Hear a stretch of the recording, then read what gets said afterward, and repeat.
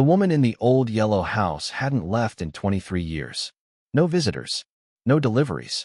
Just flickering lights at 3 a.m., muffled crying behind thick curtains, and a strange smell that came and went with the fog. Everyone on Lantern Street had theories, but none of them guessed the truth. Because 30 years ago, Rebecca Ellison did something so unspeakable, so unthinkable, that even she didn't remember it. The first time Elise Gordon noticed the woman at the window, she was walking her dog, a wrinkled bulldog named Max, through the drizzle of an October morning. The window was on the second floor of the yellow Victorian at the end of Lantern Street. It had been empty as long as Elise could remember, since she was 6. The kind of house kids dared each other to knock on at Halloween. No one ever did. But now, someone was up there. Pale. Motionless. A shadow behind the lace curtain. Elise stopped. Max tugged at the leash, disinterested. The figure didn't move. Later that day, she mentioned it to her neighbor, Mrs. Callahan, a woman in her 60s who had lived on Lantern Street her entire life. "You saw her?" Mrs. Callahan asked, voice lowering. "Don't go near that place, Elise." "Who lives there?" "Rebecca Ellison. Or used to. No one really knows. She just disappeared into that house one day. Her husband died in the 90s, freak accident. Their daughter went missing a few years later. After that, Rebecca shut the world out. But if she's in there, shouldn't someone? She won't answer the door. The cops tried years ago. Welfare checks, wellness calls, nothing. She won't speak. Just stares out the window. You didn't know her before. That woman was the definition of grace. PTA president. Sunday school teacher. Something happened in that house. That night, Elise lay in bed, staring at the ceiling, trying not to think about the woman in the window. But she couldn't shake the feeling that something was watching her. At 3:07 a.m., she heard it. A metallic thud, like something dropping in a bathtub. Then silence. The next morning, curiosity overtook caution. Elise walked up the cracked stone path to the yellow house. The lawn hadn't been cut in years. The air smelled of mold and old wood. She knocked. Nothing. She leaned close to the door, about to turn away, when she heard it, soft, breathless humming. A child's song. Elise. The voice was faint. Female. Fragile. She froze. How did the woman know her name? She stepped back, heart pounding. The curtain in the second-floor window shifted. But the face was gone. Elise turned and walked away, faster than she meant to. Max barked at nothing as they passed the rusting gate. That night, Elise dreamed of a bathtub overflowing with blood, a little girl's shoe floating like a petal. And when she woke, the song was still in her ears. The same one her mother used to sing when Elise was 5. But her mother had been dead for 20 years. And no one, not even Elise, knew what happened in that yellow house on Lantern Street. Elise couldn't sleep. The image of the woman in the window clung to her brain like mildew, silent, unmoving, half-rotted by time. The voice had been real. Her name, whispered from within that decaying house, had struck a nerve buried deep under decades of forgetfulness. But that song, that lullaby her mother used to hum, was what truly unsettled her. She hadn't thought about that melody in years. It was something soft and delicate, always sung during storms when Elise was too afraid to sleep. But she couldn't remember the lyrics. Just the tune. Just the warmth of her mother's hand stroking her hair in the dark. By morning, her unease had twisted into obsession. She went to the county records office, a dusty old building tucked between a post office and a thrift store downtown. She asked for everything on the Ellison house. The clerk, a lanky man with eyes like an overboiled egg, handed her a manila envelope. "You're the third person in 10 years to ask. The other 2 didn't come back." Inside were copies of newspaper clippings, property records, and a death certificate. Michael Ellison, age 41. Death by traumatic brain injury. 1995. Jessica Ellison, daughter, reported missing. Last seen October 11, 1997. Case unresolved. Rebecca Ellison, no official death. No mental health holds. No police custody. But then Elise found something that made her hands tremble. A scanned photo from a local feature article. The Ellisons, a model family. It was dated 1993. Michael, tall and clean-cut. Rebecca, glowing and poised. A little girl between them, maybe 6 or 7, with a gap-toothed grin. Jessica, and the woman sitting next to her, smiling stiffly, was Elise's mother. The article read, PDA hosts annual Autumn Carnival fundraiser. Local parents Rebecca Ellison and Margaret Gordon lead the volunteer effort. Elise's throat tightened. She stared at the image, unbelieving. Her mother had never mentioned the Ellisons. Never once. And Elise had no memory of that day. No recollection of the girl named Jessica, even though they had clearly played together. Back home, Elise dug through the attic. It smelled like cardboard in time. She found an old plastic bin marked Childhood in fading Sharpie. Inside were scattered photographs, kindergarten drawings, a porcelain ballerina missing one arm, and a VHS tape labeled October 1994 Pumpkin Patch. She didn't have a VCR, but her friend Sam did. He was a vintage tech hoarder with a garage full of forgotten electronics. That night, they sat on his couch, the tape grinding slowly into the machine. Static filled the screen, then a sunny field, children running through orange rows. The camera jostled. Then a face. Jessica Ellison. She was smiling up at the lens. Elise, come on. The camera shifted, now pointed at Elise herself. Younger, lighter hair, but unmistakably her. She was laughing. And behind them, partially obscured by a scarecrow, stood Rebecca Ellison. She wasn't smiling. She looked directly into the camera, not at the girls, at whoever was filming. And her lips moved. Sam paused it. Did she just say something? Elise leaned in. The grain distorted her features, but the shape of the mouth was clear. She had whispered a name. Elise. Suddenly, the tape warped. The screen jittered. And then, a child's scream. Ear-splitting, high-pitched. The image cut to black. And Elise remembered nothing after that day. But her hands were shaking like they knew something her brain didn't. Something that lived in the silence of that house. The scream on the tape didn't sound fake. It didn't sound playful. It was guttural, terrified, a sound that tore from a child's throat when something real and irreversible happened. Sam ejected the VHS, pale-faced. What the hell was that? I don't know, Elise whispered. I don't remember. You were what, 6? 7? Maybe your brain just... No, she snapped, eyes wide. I remember everything from that year. My birthday. My first grade teacher. The smell of my mom's hand lotion. I remember it all. Except that day. Except her. She went home in a fog. The tape sat like a brick in her purse. The house on Lantern Street loomed in her mind, its windows like blind eyes. It felt less like a place and more like an injury. Something infected.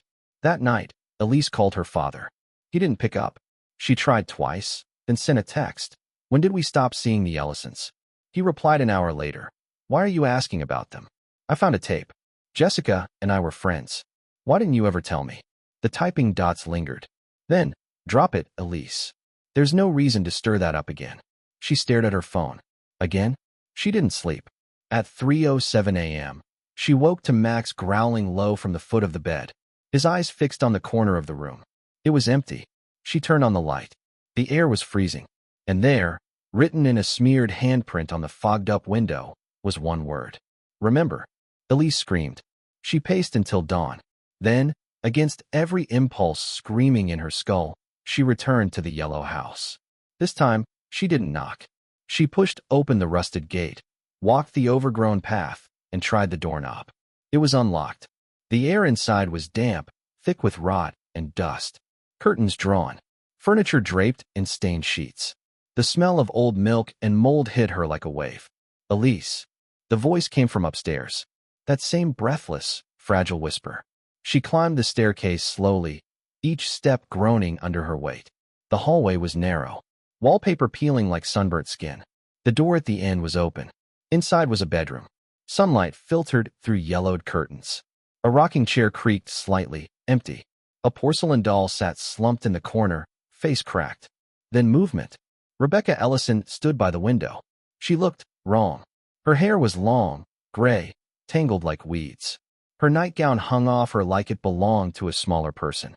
But her eyes were lucid, sharp. She turned. You remember now, don't you? She said softly. Elise shook her head, throat tight. What happened to Jessica? Rebecca's eyes welled. She didn't blink. She never came back from your house. Elise felt the world tip. What? You were the last one to see her. She was with you that day. Your mother said you two were playing upstairs. And then nothing. She never came home. Elise backed away, heart slamming. No, that's not. I would have remembered that. Rebecca stepped forward. Her voice cracked with something between fury and despair. You did remember. For a while. But they made you forget. Elise ran. Down the stairs. Through the front door. Onto the lawn. She didn't stop until she was in her car, sobbing into her hands, the house shrinking in the rearview mirror. Back home, she dug through more bins in the attic, her hands shaking. She found an old jewelry box. Inside, under crumpled birthday cards and cheap plastic rings, was a child's bracelet, tiny purple beads, and a silver charm. Jessica Ellison. It had been in her house this entire time. The bracelet weighed nothing, but Elise could barely hold it. The cold beads pressed into her palm like tiny accusations. She sat on the attic floor, the ceiling fan above her clicking like a metronome for a memory she couldn't summon. Her hands were shaking, her breath shallow. The silver charm gleamed under the dusty bulb. Why the hell would she have Jessica's bracelet? She ran downstairs and called her father again. Dad? She said the moment he picked up. I need you to tell me the truth. His voice was cautious. Elise, did I do something? When I was a kid. With Jessica Ellison? A long pause. I think you should come over, he said quietly. His house was only 20 minutes away, but it felt like hours. The sun had set by the time she pulled into his driveway, the sky dim and bruised. He was waiting on the porch. He looked older than she remembered. Inside, he poured her a cup of coffee, but she didn't touch it. I found Jessica's bracelet in our attic. He nodded slowly, as if he'd expected this moment for years. I didn't know it was there, he said. Your mother. She hid a lot from me too. What happened? Elise whispered. Please. He rubbed his face, exhaled. That Halloween, 1994, you were best friends with Jessica, practically inseparable. But something changed that fall. You became strange, withdrawn, nightmares every night. One day, you came home crying, saying Jessica had hurt you. But you wouldn't say how. Elise stared, stunned. What do you mean hurt me? She started acting oddly too. According to Rebecca, having fits, hysterics, accusing you of stealing, of pushing her. No, Elise murmured. I would never. We didn't know what to believe. But then, she vanished. Rebecca came to the house, screaming. Said Jessica never came home after a sleepover. But she wasn't here. I don't remember a sleepover. She was here, Elise. The room tilted. No, that's not possible. I would remember that. You did. At first. But you kept saying things that didn't make sense. That you saw her fall. That she went away. You talked to her at night. Said she lived in the walls. Elise recoiled. Her mouth went dry. We thought it was trauma. Repression. We took you to a therapist. Then another. Eventually, your mother made a decision. She said you needed to forget. That we all did. He reached into a drawer and pulled out an old leather notebook. She kept everything in here. The doctors. The hypnosis. Elise took it. Her hands felt numb. The pages were filled with notes, erratic handwriting, and therapist names. Dates. Scribbled lines like a frantic search for erasure. And one entry circled twice. October 14th, 1994. Session 3. Elise said Jessica fell. In the dark water. She cried. Said she heard her scream. Then she asked if Jessica would be mad if she told. When I asked her what happened, she whispered. She found the room. Elise felt sick. What room? Her father looked away. There's a crawl space under the stairs, he said. We sealed it up after that. Elise stood. She had to see it. At his house, under the stairs, was a panel behind an old shoe rack. Her father hesitated, then moved it aside. The wood was uneven, patched hastily, sloppily. Elise pried at the corner. The panel groaned open. A cold gust hit her face, smelling of mildew and time. Inside was darkness, and a single child's drawing tacked to the wall. A stick-figure girl, arms raised, a red X over her mouth. The caption, in a child's handwriting, read, Jessica can't talk now. Elise stood frozen, the drawing trembling in her hands. The stick figure was crude, just a child's sketch, but the intent behind it was unmistakable. The X over the mouth. The oversized, frantic strokes. The way the figure's eyes were just black circles, filled in over and over. Why would this be in here? She asked, her voice barely audible. Her father leaned against the wall like the air had been knocked out of him. We never looked. We just closed it up. You sealed this up. Without checking. She was gone, Elise. And you were falling apart. Your mother. She thought if we buried it, Maybe you could grow up normal. I don't remember drawing this, Elise whispered, tears pooling in her eyes. But I think I did. The crawl space was small, no more than 5 feet deep. At the far end, barely visible in the dim light of her phone, were scraps of fabric. Something glittered, a small barrette, pink and plastic. Elise reached in and picked it up. The metal was corroded, but the word etched in the side was clear, Jessica. Her stomach flipped. Her knees buckled. I need to go back to the house, she said. Elise, no. I need to see it. I need to know what happened. She drove straight to Lantern Street. The yellow house stood silent, bathed in a moonless darkness that swallowed the sky. The porch light flickered weakly, as if the house itself were holding its breath. The front door creaked open before she touched it. Rebecca stood there in a threadbare robe, her face sunken, her hands clenched. You found it, she said. Didn't you? Elise nodded. I found her barrette. Rebecca stepped aside. Then you need to come in. You need to see where it happened. The house was colder than before. The smell of mold was stronger. Elise followed her up the stairs, through a narrow hallway, and into a room at the end. It was a child's bedroom, untouched by time.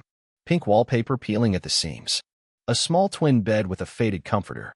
Stuffed animals decaying on a shelf. Everything coated in dust. This was hers, Rebecca said.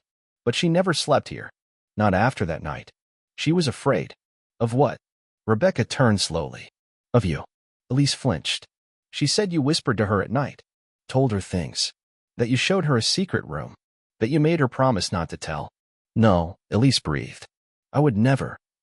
She told me you said the dark water wanted her. That you were its voice. Elise stumbled back. Her vision blurred. Jessica was having night terrors, Rebecca went on. We thought she was imagining things. But then she started sleepwalking. One night, she woke up screaming, covered in bruises. She said she found a door in the wall and that you were inside it. Elise collapsed onto the edge of the bed. Her hands were ice. There was a well, she murmured. In our old backyard. Behind the shed. My mom used to warn me not to go near it. Rebecca's head turned sharply. What? I think I took Jessica there. The memory came like a dagger. A flash of moonlight. Jessica crying. Elise holding her hand. The sound of water far below. And something else. A whisper. Not hers. Something older. She fell, Elise said, voice hollow. Oh my God. She fell. Rebecca staggered, clutching the wall. I think I watched her fall, Elise said. And I didn't tell anyone. Outside, the wind howled through the trees. And somewhere deep inside her, a door creaked open. They went together, Elise and Rebecca, driven by a silence that felt sacred. Neither woman spoke during the short ride to Elise's childhood home, now vacant after her father had moved into a smaller place 2 years ago. Elise's hands trembled as they gripped the steering wheel, knuckles white, heart screaming in her chest. The backyard had grown wild since the house was sold to a property flipper who'd never finished the job. Weeds towered knee-high. The shed, still intact, sagged under the weight of neglect. And there, half swallowed by overgrowth and time, was the well. It was just as she remembered it, round stone rim, rusted iron grate bolted across the opening.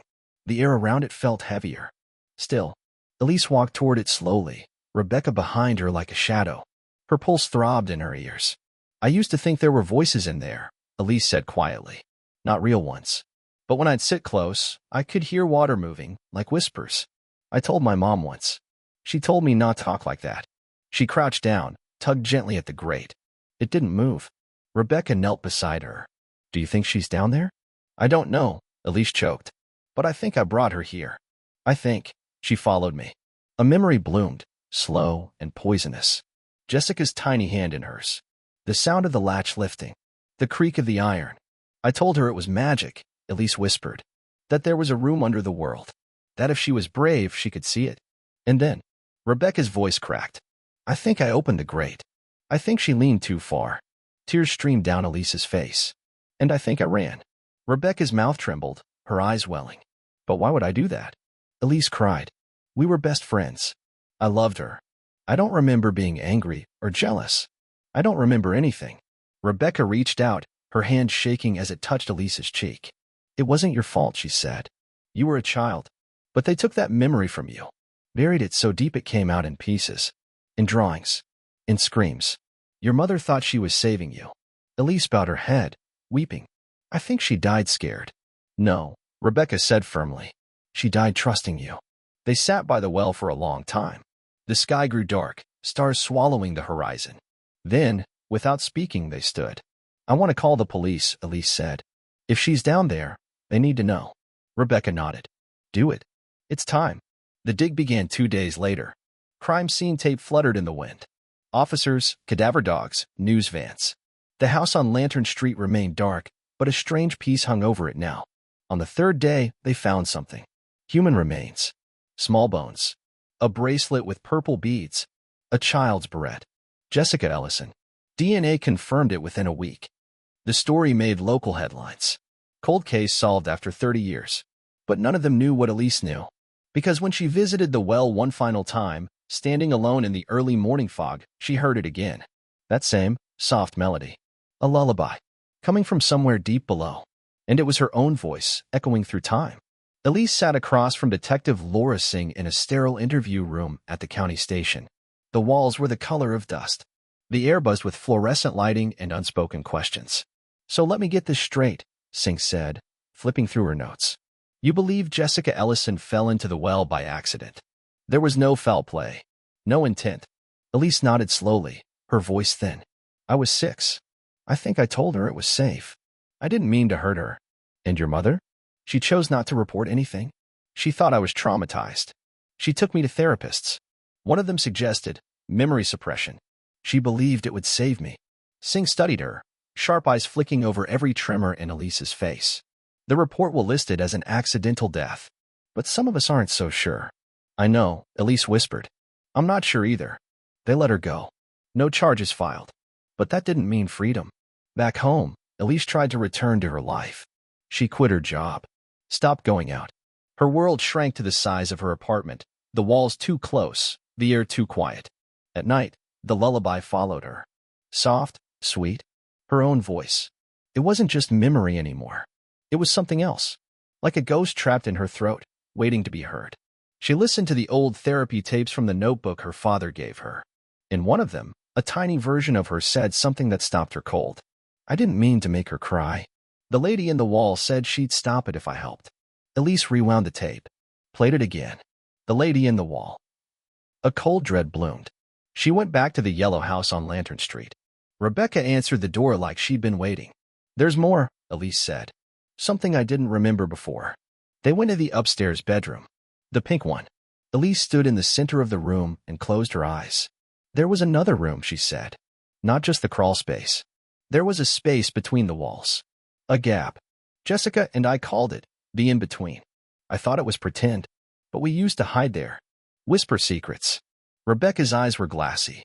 Michael built this house. He always said the architecture had quirks. Hidden spaces. It was his project. Elise ran her hands along the wall. Then she knocked. Hollow. She pressed. The panel gave way with a groan. Behind it, darkness. Dust, cobwebs. And something else. A mirror. Old. Cracked. Elise stepped in, heart pounding. The space was barely wide enough to turn around. She faced the mirror.